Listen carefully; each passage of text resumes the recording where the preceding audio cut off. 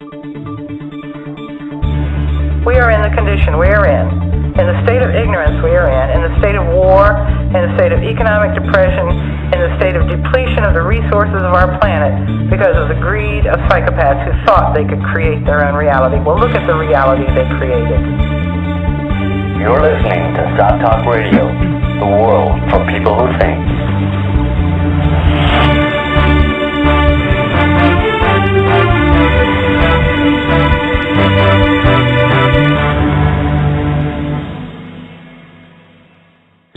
Hello and welcome to Sott Talk Radio.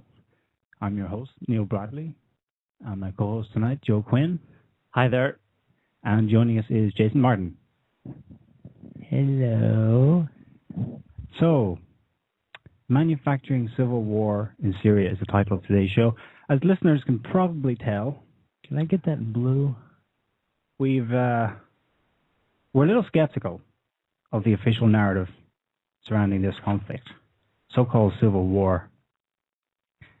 It can be, well, a little. The fact that it's described as a civil war immediately raises a red flag. But anyway, we're going to take the party line for the moment and use that as a kind of starting point for today's discussion. Can I ask a question? When is the red flag today ever lowered? I mean, it's like perpetually up these days. There's more than one. Raise the red flags. Raise the red flags. So what we're supposed to believe runs something like this. 2.5 years ago, beginning of 2011, popular uprisings take place across the Middle East, from Tunisia over to Yemen and then north into Syria. The Syrian regime begins brutally suppressing peaceful demonstrations. The Western media, Western audiences in general, clamor for something to be done about the evil Syrian dictator Bashar al-Assad and his ruthless army. Somewhere in the middle of this chaos, still in 2011, let's say, and apparently out of nowhere, the peaceful protesters become rebels equipped with rocket launchers, high-powered rifles, massive quantities of bombs, ammunition, intelligence on Syrian military movements, well-placed informants, and supply lines that enable them to go deep into Syria to undertake daring raids, even hitting Damascus itself. Now they're under the banner of the Free Syrian Army, and the rebels are, well, they're actually beaten back fairly easily by the Syrian army, but they just seem to keep coming and coming with more and more supplies behind them. At the same time, in parallel, you've got what appears to be completely random bloody mayhem increasing in the country. Suicide bombings, mass killings, targeted assassinations, trails of dead bodies all over the place. It might actually have something to do with the fact that there are former convicts, mercenaries, and fundamentalists roaming the country who may or may not be the same camp as the rebels. But on the international stage, what we have is this something must be done mindset, translated into Security Council meetings, temporary ceasefires. They've already come and gone, apparently to no success. Meanwhile, the carnage continues, and just recently, the death toll has been put at something like 100,000 people. The most recent developments, oh yeah, I love this. Western intelligence agencies are currently cooking up something called chemical weapons, allegedly being used against the rebel forces by the Syrian government. And Obama tells us this is the Syrian regime crossing the red line. Just 3 days ago, he said we're ready to implement a no-fly zone in Syria. So you've got Western governments wanting to supply military aid to these rebels, supposedly to defend the Syrian people from their evil dictator, while Russia, China are encouraging dialogue, diplomacy to resolve this quote-unquote civil war. The Israelis apparently think everyone has no balls, so they're just going in there, unilaterally bombing Syria allegedly to blow up weapons stores that belong to the Syrian government. So, case closed. There's something wrong with that picture. There is something wrong with that picture, and it's giving me deja vu. It's like something out of a movie. It's giving me deja vu. But I would just like to say on the 100,000 people dead, obviously that's a lot of those are civilians. There's 22 million people in Syria. That's 5%, approximately 5% of the population, Right. which would equate to about 15 million Americans. Just to give you an idea. I mean, obviously that 15 million is a lot, but if it was happening in America on the same scale, if they were able to do it on the same scale in America, for example, there'd be 50 million people dead now. So in terms of the spread throughout the country, it gives you an idea. You don't have to think of it as 50 million people dead, but think of it in terms of the spread of the carnage throughout the country. For 15 million Americans to have died in some kind of a war, that would have to be, large numbers in the major cities and then smaller numbers all across the country, because that's pretty much what's happened in Syria. Geographically, Syria is a small place, and in fact, most of it is not populated. I mean, it's desert. Then the cities are to the west and to the north, largely. That's a very, very concentrated. Exactly, it's concentrated in the cities, as well. I'm kind of like in America. If the same thing happened in America, it would be concentrated in the cities because there's large numbers of the American population in the major cities, I do wonder about this figure, though, because it comes from the London-based non-governmental organization called the Syrian Observatory for Human Rights. Or something. Syrian Liars for Human. And I wonder because human lives. They have been called out more than a few times. Let's say hyping and placing the blame for attacks on the Syrian government. Sorry, regime. Regime makes them sound more evil, you see. I mean, when an organization comes up and says, "Hi, we're a non-governmental organization," I say, "Yeah, run by the CIA or MI5 or MI6." I mean, they're based in London. I mean, because that's any con man, says, "Trust me," and any person says, "Don't worry, I'm not a thief." You can let me in your house, Yeah, I would say they have a vested interest in inflating the figures, but okay, let's take their word for it. The situation is atrocious for such a small area in such a short span of time. Yeah, well, given that this is the Syrian revolution is basically an entirely manufactured revolution, and that can be proven to be the case, it's a kind of a no-brainer that any of these organizations that are in there reporting back on figures and stuff that all of the figures and details that seem to be supportive of the Western point of view and against Assad and his government, they've all been placed there. There's these local action committees or something that they've had in there for a long time, and they've been reporting on all these kind of figures and stuff. And they were actually the ones who, I don't know if people remember it, but I think it was last year, what year? This 2013. It was 2012. Sometime 2012, there was the case of a gay girl in Damascus, which was a blog supposedly by a Syrian lesbian blogger who had started up. Actually, it started in June 2011, so just a few months after the supposed revolution began. She started posting on her blog. Her name was supposedly Amina Araf.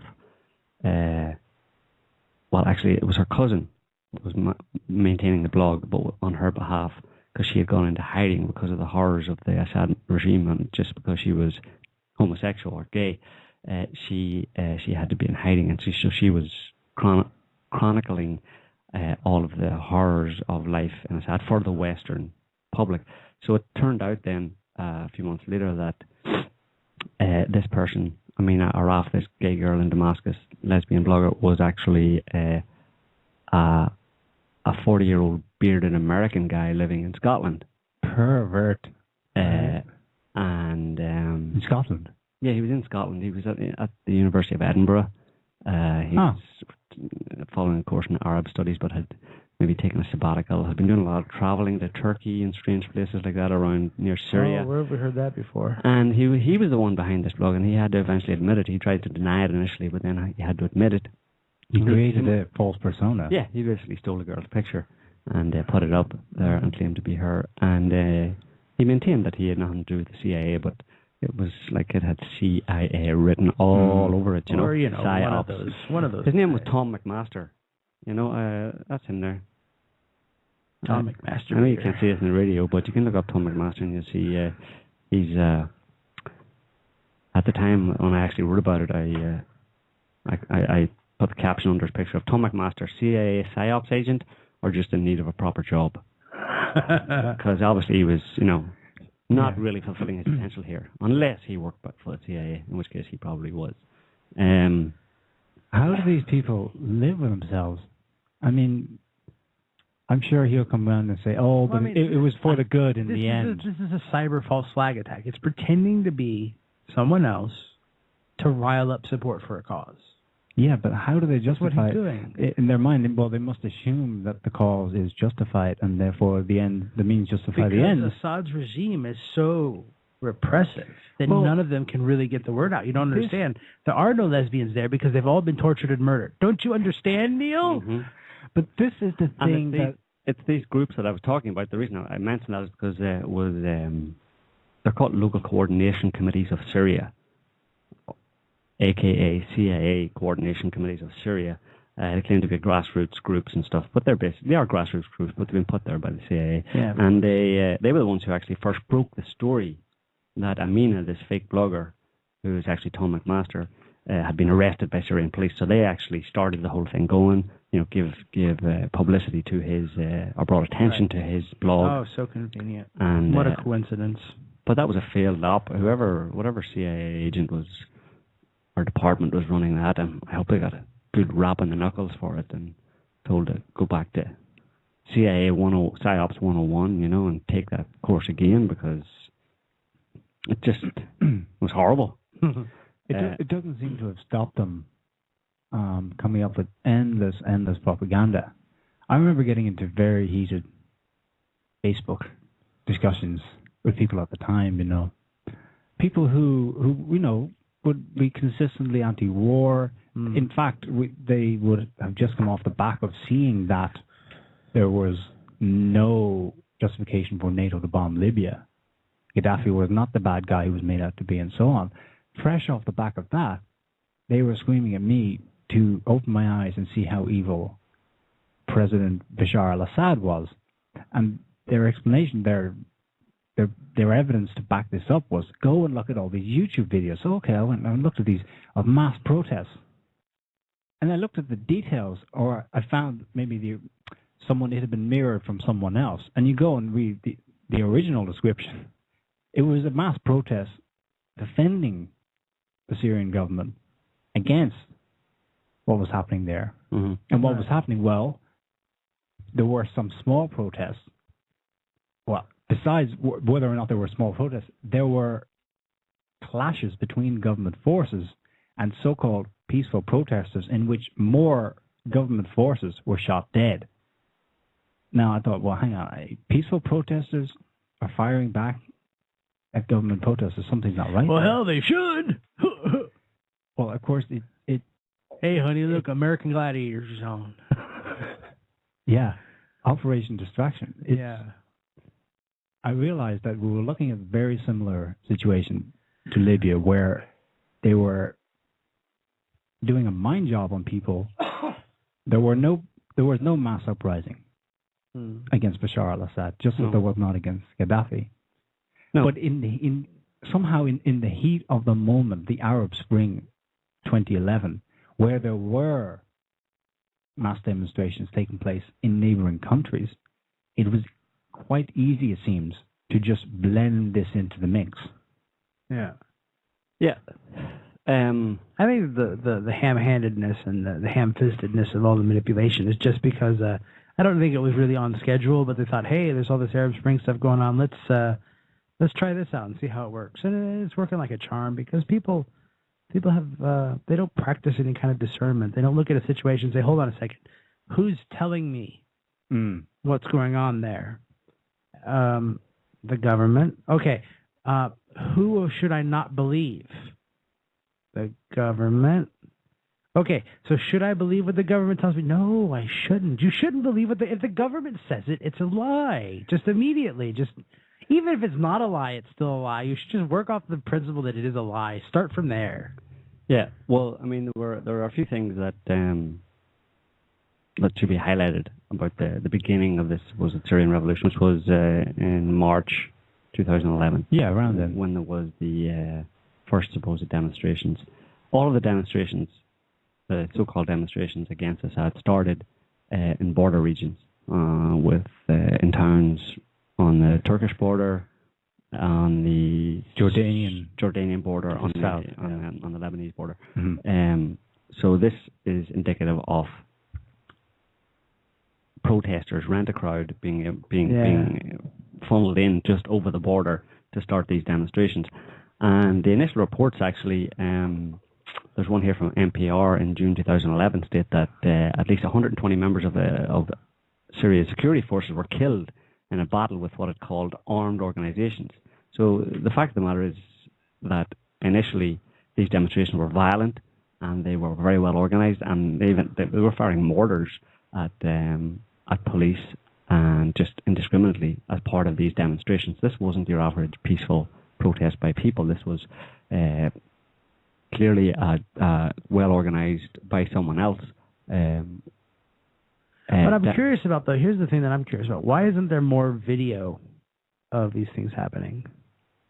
Well, there is, and in fact, on this is part of the on December 24th, when it was 9 months going, there was a League of Arab States observer mission to Syria, and just day before Christmas Day in 2011.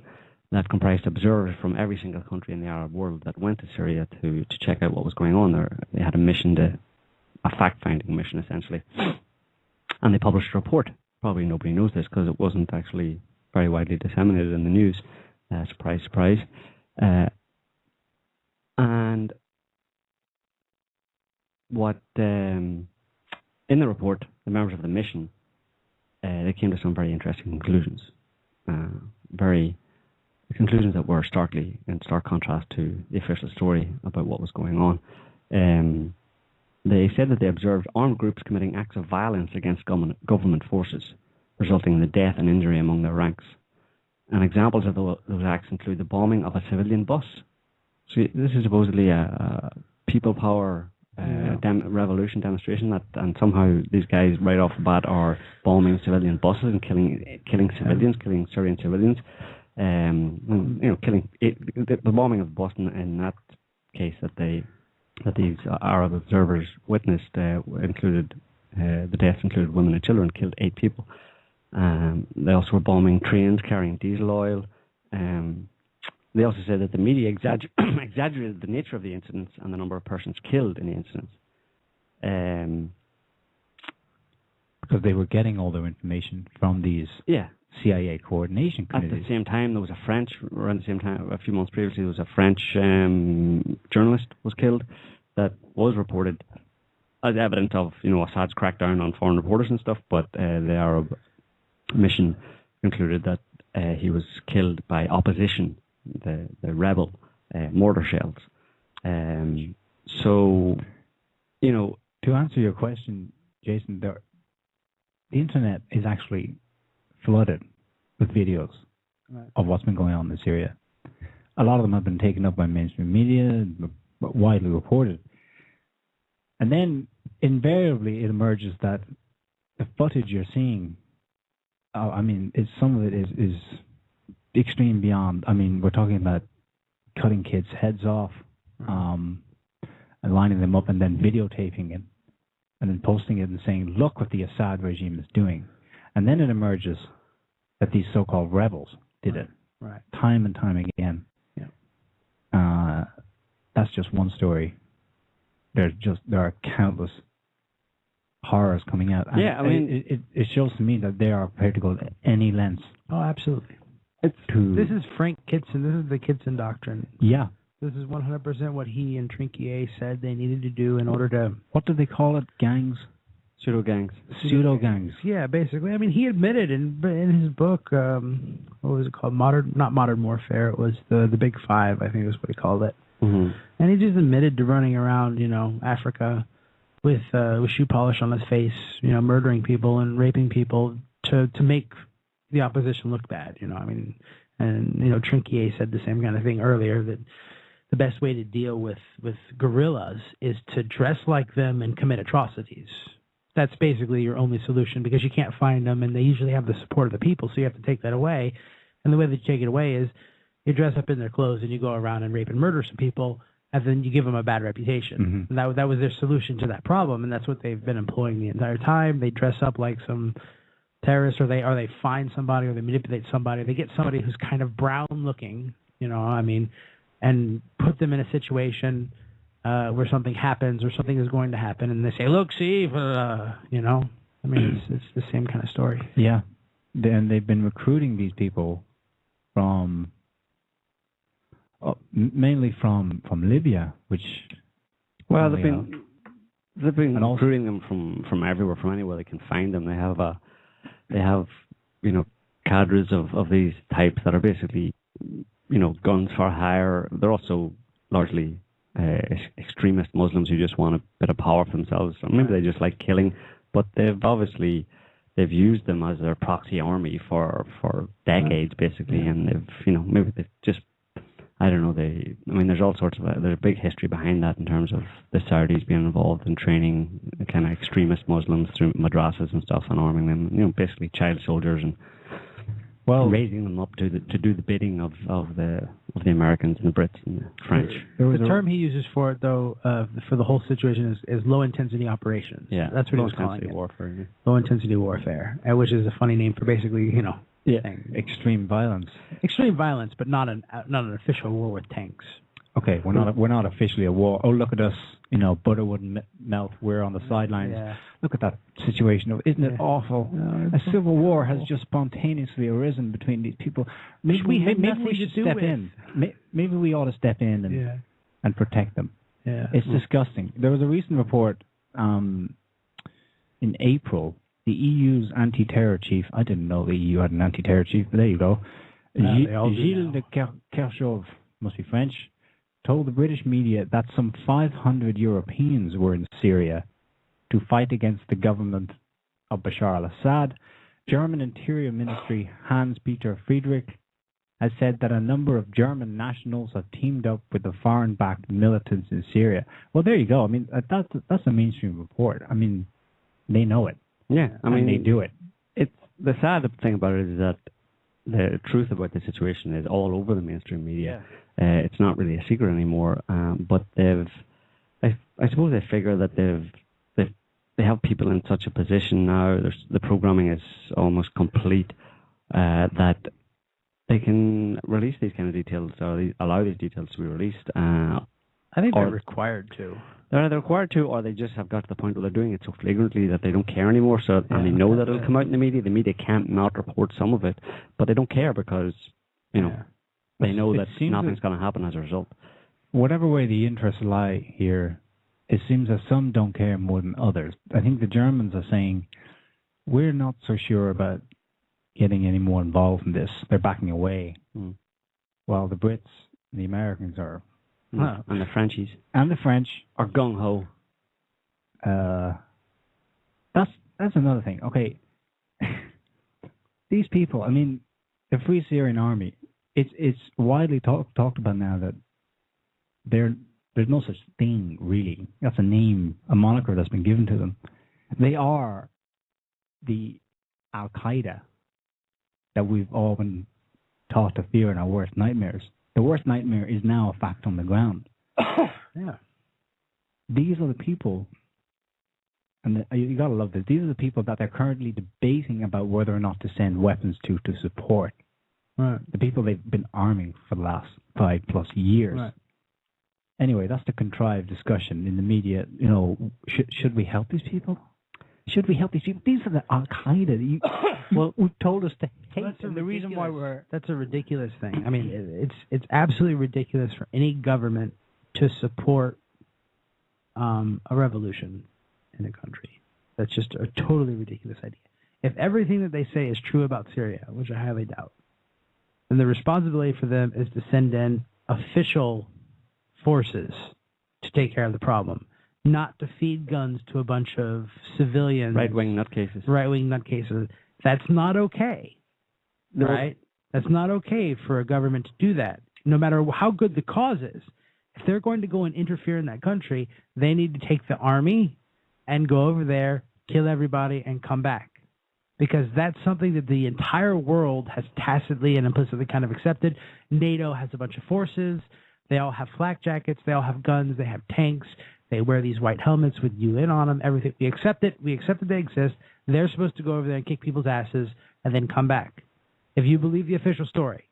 So like this whole like, should we give the rebels weapons? No, you should never give rebels weapons. It's not the way modern politics is supposed to work. It's supposed to work, but it's the irony in all of this is that in its most recent incarnation, al-Qaeda has kind of come full circle, and it's now being used in Syria in the same way that it was originally used in Afghanistan against the Soviets. They were our terrorists at the time, and they were publicly supported and look how well that worked out. Told that it was told that they were on they had God's blessing, and it's basically these guys the guys that came out of that became the al-Qaeda that was the target of the war on terror and led to the invasion of Iraq and the invasion of Afghanistan, and now they're starting to turn around back to their original incarnation again, which is that, we can support these guys because they're doing some good now, you know what I mean? So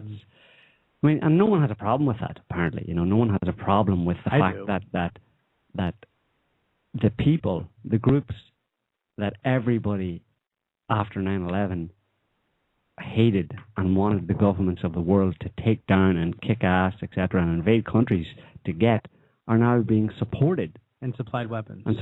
They're being given weapons. Oh, they're so not going to turn those against us. They're giving weapons to the people who basically allegedly did 9/11. Now, that's obviously a bullshit story because most people, I hope, understand that 9/11 was not carried out by any Muslims. Unless the CIA allows Muslims into their countries. They're just period weren't 19 people flying those planes. I mean, that's just retarded. Nevertheless, those 19 people and the other terror cells were recruited as part of the cover. Of course, yeah. To make real the reality of al-Qaeda. They had to have someone to talk about. They were sheep-tipped. They were literally brought to the U.S. Embassy in Saudi Arabia. The former ambassador at the time has spoken out about this. He couldn't believe it. He was being asked to railroad these people through.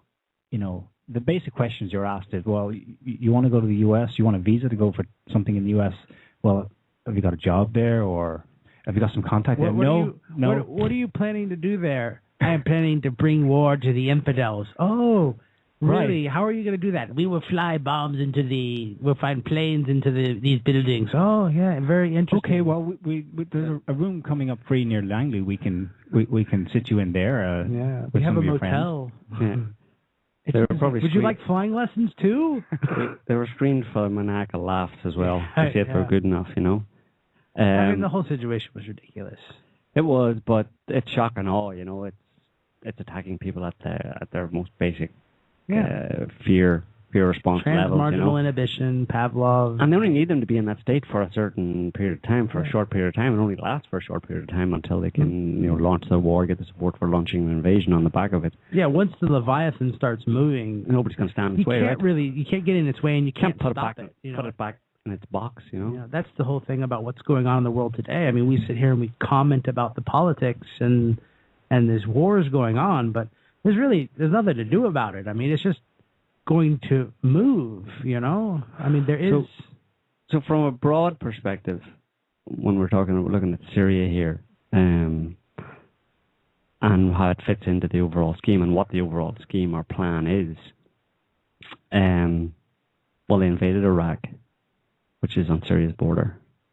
They invaded and occupied Iraq, invaded and occupied Afghanistan, which is on the border Iran's eastern border, and now Syria. So you're basically saying it's a classic pincer maneuver? It kind of is. They're Nazis.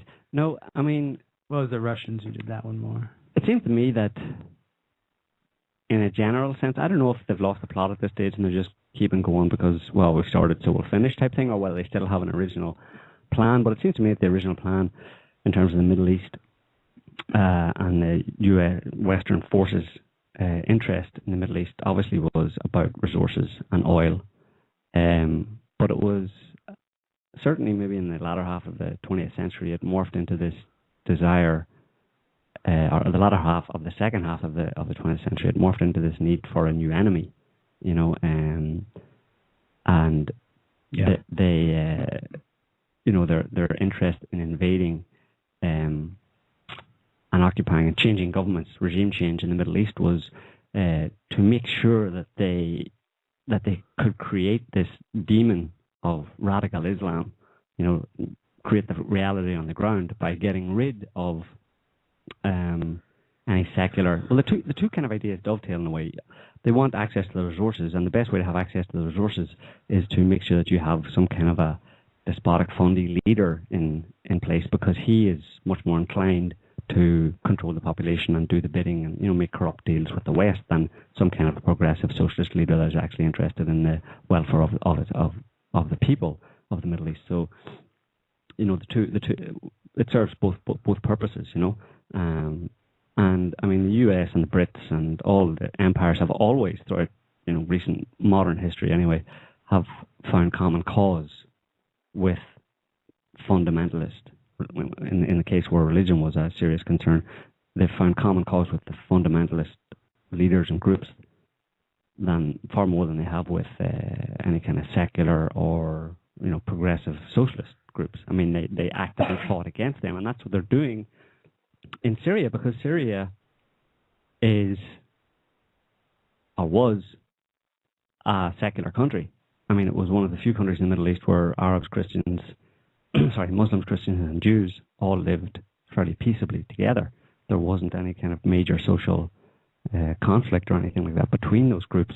And certainly, so in terms of fitting the description of a fundamentalist Islamic regime, in terms of war and terror, that the Americans or the Brits or whatever have to go and fight them over there so that they won't fight and we'll have to fight them back at home type of thing. Well, Assad and his government in Syria did not, by any stretch of the imagination, fit that profile. They fitted completely the opposite profile. They were the kind of government that, if you take them at their word, you take the Western powers at their word, the kind of government that essentially the West should have wanted to maintain and to support in the Middle East. But they don't want that. Like Jason was saying, you basically turn it around on its head. What they say is pretty much 180 degrees from the truth of the matter. The narrative is, we're doing this because we want to rid the world of extremist Islamo-fascists, as Bush called them. Mm-hmm. So we can have people we can, you know, who are reasonable, people we can do trade with. What does that even mean? Well, Islamo-fascist. He's asking you to fill in the gaps, i.e. Does he even know what a fascist is? I mean, how can he be an Islamo-fascist? It's such a... Well, his grandfather sure knew what a fascist was. Yeah. His grandfather was a fascist. Just to sit on that point for a moment so people understand, Syria was secular. That means it was like a Western modern country. You know, it would have had all the same flaws and all the same issues, blah, blah, blah. But it was the Muslim Brotherhood was banned in that country as soon as more or less the current regime took control. Well, people have heard of the term Ba'athist, right? Can you stop calling them a regime and start calling them a government, because that's what they are? Thank you. Yeah, thank you. I mean, it's a government. Exactly. I slipped there. There's no such word as regime. They use that. What does that even mean? It's supposed to have bad connotation. It's supposed to have bad connotations, but they're a government. I mean, they could be a bad government. I was thinking regime because there are obviously many governments have come and gone since, but more or less Syria is in its current era. I mean, right now America is a neoconservative regime, or, you know, this sort of neocon kind of thing, you know? Yeah, it's The Ba'athists. Explain. Sorry, I interrupted you. I'm sorry about that. Well, no, I mean, Ba'athists. People have heard of the Ba'athists because Saddam was a Ba'athist, and there was a lot of talk. There were only two countries that are Ba'athists in the Middle East. That were Ba'athists: Iraq and Syria. Kind of sounds like a party that should show up in France. Yeah, and they should take baths. That was so mean. I'm so sorry. I apologize profusely for that. To all the French people? No, he's just apologizing to whoever. Okay, because there was a whole process of de-Baathification in Iraq immediately after the. So they switched to showers? Yeah, it was re-showerification from de-Baathification. And it's interesting because people assumed that was just getting rid of Saddam, get rid of the remnants of the Saddam regime and getting rid. And they went as far as to stop anybody who had ever been a member of the Ba'ath Party in Iraq from having a job. They'll get kicked out of their job. School teachers, people who were just a member of the party just because, you just join the party type thing because, it's the done thing and, you keep your head down and join the party. It wasn't as bad as like communist Russia or anything like that, but the Ba'ath Party was the real party and people joined it. Well, they joined it because they identified with it and liked it or whatever. A lot of people were members of it. And the de-Baathification process in Iraq in 2004 under Paul Bremner was terrible because it basically really fed the insurgency and turned people against the Americans, ordinary people, because a large percentage of the population were a member of this party, and suddenly anybody who was a member of the party could not work. They were kicked out of all the jobs. School teachers, trash collectors, everybody was gone, and eventually a year or two later overturned that, because they realized what a horrible idea it was, Yeah. But what the Ba'athist society in Syria and Iraq, it goes back to the 1940s, and it was basically a I can't remember the name of the guy his name wasn't Ba'ath. Remember the name of the guy who started it. His name was Tub. It was a movement that sought enlightenment or renaissance and the rebirth of Arab culture, Arab values, and Arab society. It supported the creation of single-party states and rejects political pluralism for an unspecified length of time. The Ba'ath Party theoretically uses an unspecified amount of time to develop an enlightened Arabic society. It is based on principles of Arab nationalism, pan-Arabism, Arab socialism, as well as social progress, and it is a secular ideology. They support socialist economics to a varying degree and support public ownership over the heights of the economy, but opposes the confiscation of private property. So it's basically about, creating or promoting communistic. Well, that's what people might see it as, but really what it was is it was pretty much similar to the kind of things in socialist states in Europe and Western Europe, like France, for example. Socialism. They wanted they wanted progress, modernization, and they were secular, i.e. they were not Islamic fundies. And these two countries, so that's what Iraq and Syria, that's what the Americans were doing. They were trying to get rid of anybody, and what they're doing now in Syria, trying to get rid of anybody or any group or any governing group and anybody in the country who supports the ideas of progress, modernization, secularism, i.e. non-fundamentalist Islam, in an Arab society. That's what the Americans are fighting against. That's who they're overthrowing. That's who they overthrew in Libya. Gaddafi was exactly the same. Mm-hmm. Yeah. They've been going around the world going into the Middle East and the Maghreb and stuff, overthrowing Arab governments that want to be modern, progressive, non-fundamentalist Islamic, and more like the Western world.